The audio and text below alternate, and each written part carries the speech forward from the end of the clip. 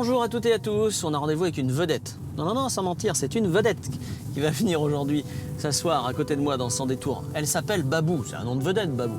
En fait, son vrai nom, c'est Jackie Delacroix. Elle est joyeuse retraitée. Joyeuse, vous allez avoir l'occasion de le constater sans aucun doute dans cette émission.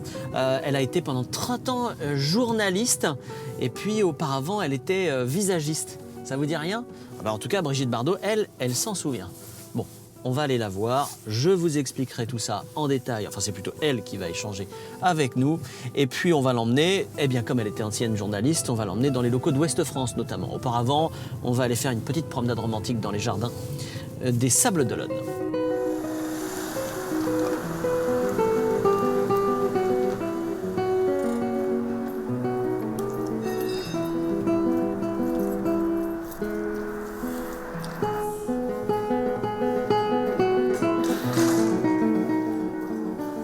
Bonjour Babou. Bonjour Hervé. On se fait la bise. Oui, on se fait la bise. C'est bien plus agréable. Alors, pas trop stressé?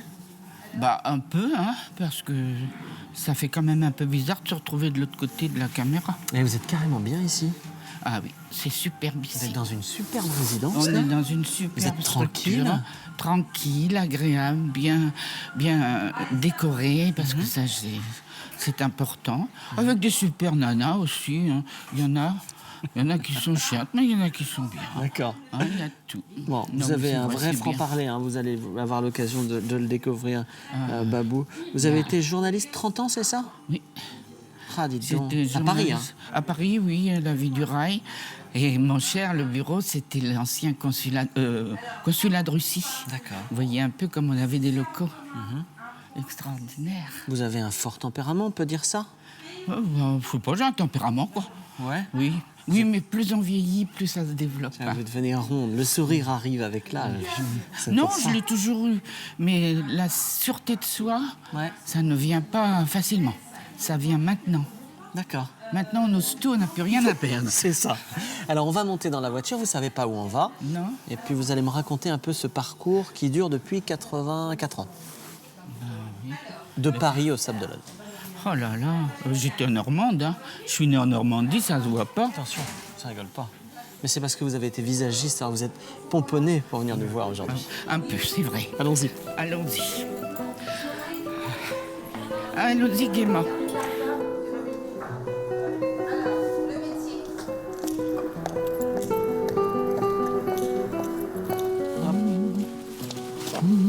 Votre carrosse, On ouvre bien ça. princesse. N'attrapez pas froid, hein, parce que... Non, mais parce que moi, je suis pas frileuse, justement. D'accord.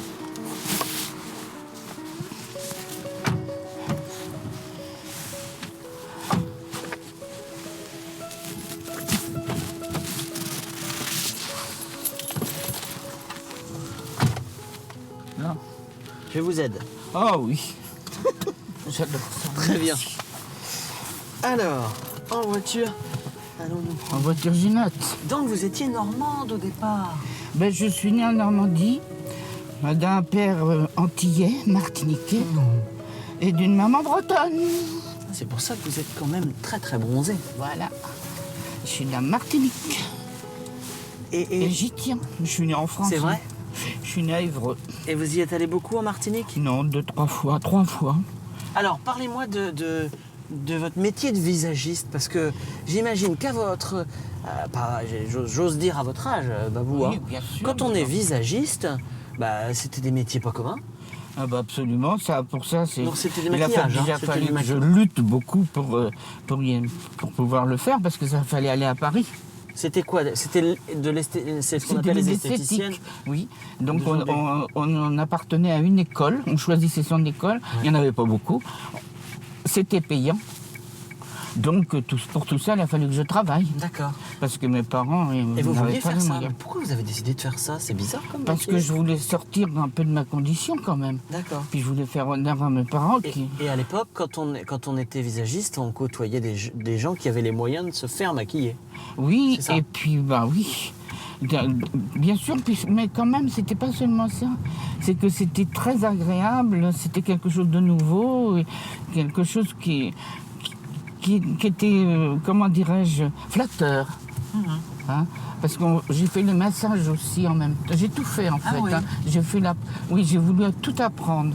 Le massage, les mains, tout apprendre. Le maquillage, soigner les gens. Donc j'étais complète. Un peu timide aussi? Pas forcément. D'accord. Pas forcément timide parce que ça j'avais été obligée de par mon petit teint un peu foncé de me battre. Ah. Hein. Allez, oh, mais bien sûr. Moi, c'était rien. Mes frères et sœurs, ça a été beaucoup plus important. Mais moi, quand même, il a fallu que je lutte contre ça. Hein. Je lutte toujours, d'ailleurs. Oh. Bah, bien sûr que si. Ah, je Bien suis sûr que surpris si. de ce que vous C'est dites. à nous, ça, cette personne-là. Que c'est quelqu'un qui de Oui, que je vous marche connaissez. comme ça aussi. Ah oui, d'accord. Avec des petits bâtons. Oui, c'est bien. Alors dites-moi, comment vous êtes passé de visagiste à journaliste? Oh, bah ça, il y a quand même eu un laps de temps. Oui. Parce que ce visagisme, je le faisais de nuit. Parce que, comme partout, on ne trouvait personne de nuit. Donc, c'était bien de nana qui acceptait comme ça de venir sans se faire payer, en plus, pratiquement. C'était les artistes qui, apprenant ça, se disaient c'est pas vrai, ces petites ne vont pas rentrer à 3h du mat. Sans prendre le taxi, oui, mais qu'il fallait avoir de l'argent. Bah quand oui, même. il faut aller voir des sous. Voilà. On prenait un taxi et puis quelquefois on ne le prenait pas parce que ça nous rendait service de garder l'argent. Ben oui. Hein. Et alors la bascule avec le métier de journaliste? Alors le bascule avec le métier de journaliste, c'est que j'étais mannequin aussi. Non. Bah si, mais pas longtemps. J'ai travaillé donc dans beaucoup d'autres... J'étais aux Champs-Élysées chez un grand parfumeur Oh, la doit vedette. exister toujours. Et là est venu un monsieur qui est passé entre mes mains et qui a acheté du parfum, etc., que j'ai conseillé et tout. Et qui m'a dit, il m'a tendu sa carte et il m'a dit, voilà, vous seriez gentil de venir chez moi demain ou après-demain, enfin n'importe, je sais plus. Et vous lui avez fait confiance? Pas du tout. J'ai dit non mais vous rigolez. Ça- mon papa m'a toujours dit de me méfier. Hein. D'accord. Alors donc, Ouais. non. Et quand il a été parti, il m'a dit mais je sais que vous viendrez. Ah bon. Et quand il a été parti, c'est ma patronne qui m'a engueulé, n'est-ce pas? Et qui m'a dit mais comment vous savez à qui vous venez de parler et de répondre sur ce ton avec tant de liberté? Oh ben non, je m'en fous. Hein. L'important c'est que je veux pas aller chez n'importe qui comme ça, c'est pas possible. Évidemment. Parce que c'est déjà ce que mes parents craignaient, hein, je peux vous dire. Ben oui, une petite fille de province qui s'amène comme... Alors donc, elle m'explique. Ah ben je dis non mais c'est pas vrai. Elle me dit c'est Jacques Fath, le grand couturier, etc. Oh, Jacques? Jacques Fath. F-A-T-H. Vous connaissez pas Jacques Fath? C'est pas ma génération. Ben, c'est pas votre Ah bon. génération, mais suis c'était désolé. un Dior d'avant les... Oui. D'accord. Oui. Qui était Alors, quelqu'un. Alors donc, Vous m'avez toujours pas expliqué comment voilà. vous êtes devenu journaliste. Hein. Alors, vous de êtes là, devenu de mannequin. là, j'ai connu des gens, Ouais. et puis j'ai surtout connu mon mari, qui n'était pas journaliste non plus à l'époque, mais qui faisait toutes les grandes écoles pour tout savoir, lui, et pour devenir un personnage qui n'est pas devenu d'ailleurs, et j'en suis faire de la politique, et j'en suis fort contente. D'accord. Bon, lui aussi d'ailleurs. Et puis bon, ben, on s'est rencontrés très tôt en faisant des colonies de vacances, on était tout jeunes, on avait 16 ans. Et Jeune. puis voilà, oui, très jeune, mais on est restés bons camarades pendant très longtemps. Et puis le moment venu, on a flirté. D'accord. Et puis voilà, et puis les choses se sont faites. Et lui, il a fait sa carrière au chemin de fer. Mhm. Mais les chemins de fer, ça l'intéressait qu'à moitié, mais bon, comme on était ensemble, il fallait bien... Hein. Et finalement, il a fait des choses fort intéressantes, puisqu'il avait un bagage important. Et puis bon... il y a eu... La vie du rail était bien connue quand même par les cheminots. C'était un le journal journal. spécial rail. Hein. Ouais. Donc c'était des cheminots et des gens intéressés par le rail, spécial rail, mais j'oserais dire spécial voyage, spécial aussi mode de véhicule, de circulation. Il s'est trouvé que dans le courant de la vie, comme ça, le directeur de la vie du rail a été remplacé par un autre et on est venu chercher mon mari pour ça. On est venu le déloger de ses fonctions En province. en province Et puis il n'a pas dit non parce qu'il a senti que c'était une porte qui s'ouvrait. Il y a eu un autre directeur qui s'appelait Monsieur Jean Salin, qui était un homme Remarquable. remarquable et d'une gentillesse extraordinaire. Et il m'a dit un jour, je vois pas pourquoi vous ne feriez pas quelque chose pour nous, parce que ce journal étant que masculin, il faudrait que pour les femmes, il y ait quelque chose, vous avez toujours des idées, alors faites-le. C'est vrai que la vie du rail, ça fait pas très journal féminin. Ben non. Alors j'ai créé un cahier central féminin. Pour les femmes. Pour les femmes. Ah, dites donc. Ce qui a permis, ce qui fait que les femmes étaient tentées par l'abonnement aussi, n'est-ce pas? Comme ça, elles ne disaient pas à leur mari, ton journal de bonhomme, là, tu vois, ça nous intéresse peu, etc. Alors. Et c'est comme ça que je suis devenue, non pas rédactrice en chef, c'est un grand mot, mais ça pourrait. Ouais. Mais j'étais responsable du cahier central féminin. Alors Babou, on écoute les Jeux interdits Ah oui. d'Alexandre Lagoya, parce que vous aimez ça? Oh, oui. C'est votre génération? Oui. C'est ma génération, mais c'est surtout celle aussi de mon mari qui, à cette époque, jouait de la guitare. Ah, c'est beau la Et qui a guitare. connu tous ces personnages. Ouais. Mais... Ah, c'est beau. Et puis bon... Et vous aimez la moi, poésie? j'en raffole. Parce que j'avais aussi un mari poète, alors oui. Ah, forcément. Oui. J'ai des tonnes de poésie de mon époux. On va en reparler de tout ça. Babou, Voilà. je vous emmène d'abord au centre-ville des Sables, dans un petit jardin pour faire une petite promenade romantique. Ah oui, on ne sera pas perdu. Et puis ensuite, on va dans le journal Ouest France. Je voulais vous faire rentrer dans une rédaction pour que vous voyez, que ça vous rappelle quelques Oh souvenirs. là là, ça va m'émouvoir. Oui. C'est vrai? Oh bah oui. Alors, Ah bah oui, parce que la rédaction, c'est quelque chose de vivant. Hein. vous allez voir. Justement, On va voir. je m'apprêtais à faire ce cadeau-là à Franck pour son anniversaire parce que lui faire un pastiche d'une D'accord. conférence de rédaction. Franck, c'est le patron des C'est le villages patron. Inco, Oui, c'est monsieur. d'où on vient, Monsieur, qui est chroniqueur dans la grande émission Franck. Voilà. Bonjour. Allez, on écoute.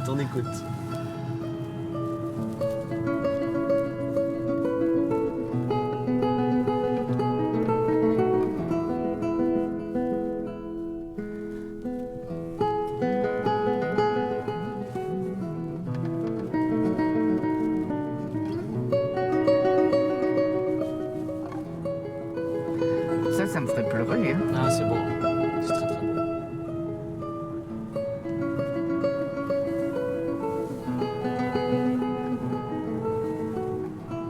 C'est magnifique. J'aime beaucoup. Merci pour ce choix. Ben, ça me fait bien plaisir que vous aimiez parce qu'on aime bien échanger Ah, des j'aime choses beaucoup. qui vous émeuvent Ah, et ça émeut avec tout le temps. les autres.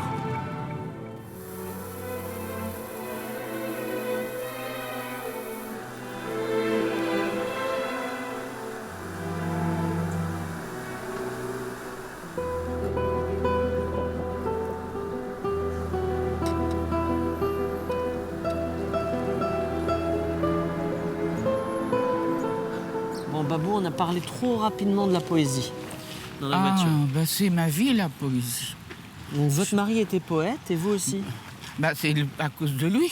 Ouais. Comme il me parlait toujours de poésie, en fait, il m'a beaucoup appris de choses. Moi, j'étais qu'une petite... j'ai pas fait d'études très importantes. Moi, Ouais. j'étais d'un milieu simple. Hein. Uh-huh. Alors donc... Mais alors, qu'est-ce Tout ça, qui vous émeut dans la poésie? c'est... Je dis qu'il vous émeut à dessein parce que je sais que vous aimez avoir des émotions simples. Ah bah oui, on apprend, c'est le cœur des choses. Ouais. Oui. Une personne qui parle, qui laisse partir son cœur, c'est fatalement de la poésie. D'accord. Mais Alors, vos auteurs favoris? c'est Moi, Garcia j'ai Lorca? Oui, c'est Federico Garcia Lorca. Mais j'aime aussi Aragon, j'aime aussi... je ne peux pas vous dire... J'aime aussi la poésie ancienne. Et vous- J'aime- Vous trouvez pas qu'aujourd'hui on en raconte moins, on en parle moins? c'est pour ça que j'adore, comment il s'appelle, celui qui nous parle des Fables de La Fontaine, l'acteur, Lucchini. Ah oui. C'est une passion, moi, pour Lucchini. Ah oui? Ah oui, parce que rien que sa voix, c'est de la poésie. Et est-ce que vous faites comme les grands amateurs de poésie, vous apprenez par cœur des vers et des... J'ai pas besoin et de des les strophes apprendre par cœur. Je les lis, puis si ça me plaît, je les retiens. C'est vrai? Oui, bon, beaucoup moins maintenant avec l'âge, mais ceci dit, c'est comme ça. Oui, oui, mais autrement, oui. Mais j'ai commencé, déjà quand même, j'avais ça dans le sang, puisque quand on faisait des classiques à l'école, ces classiques... Vous les déclamiez? Ah ça bah vous- oui, j'adore. Ah oui Je le fais encore de temps en temps. Ah oui, d'accord. C'est bien. Hein? Allez, on va chez Ouest France. On y va, hein? On y va.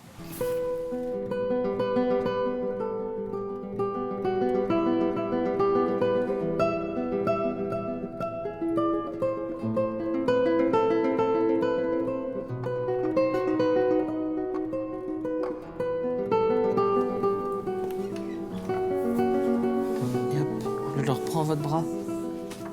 Merci. Là, ça fait très nettement 85 ans. Hein. Ça fait même au-delà. Bon, alors, Babou, ça vous fait quel effet de venir dans la rédaction d'un Ça journal? m'émeut un petit peu, quand même. Hein. Ben pourquoi? Parce que c'était quand même... C'est une profession profession de ma vie, quand même. Hein. Ouais. Bonjour. Bonjour madame. Ah non, c'est pas madame, c'est Babou. Babou, vous allez vous faire enchantée. gronder, hein? Ah Oui, oui, faire gronder. Ah oui, Enchantée. c'est Babou. Oui, oui. Enchantée. Et vous, c'est comment? Laurence. Laurence. Voilà. Donc ça Alors, vous fait vous quel ouvrez. effet, alors? Ça Dites-moi. ça me rappelle des choses. Ouais. Ça me rappelle déjà mon bureau, même s'il n'était pas pareil. Mais ça, c'était un peu de ce ton-là, de ce ton. Ouais. Oui. Qu'est-ce que vous aimiez bien dans cette profession? C'est la rencontre? Ah, C'est bah, l'information? c'est vivant, c'est tout. C'est quoi? C'est un ensemble. On connaît tous des gens quand on est dans ces métiers-là. ces métiers-là.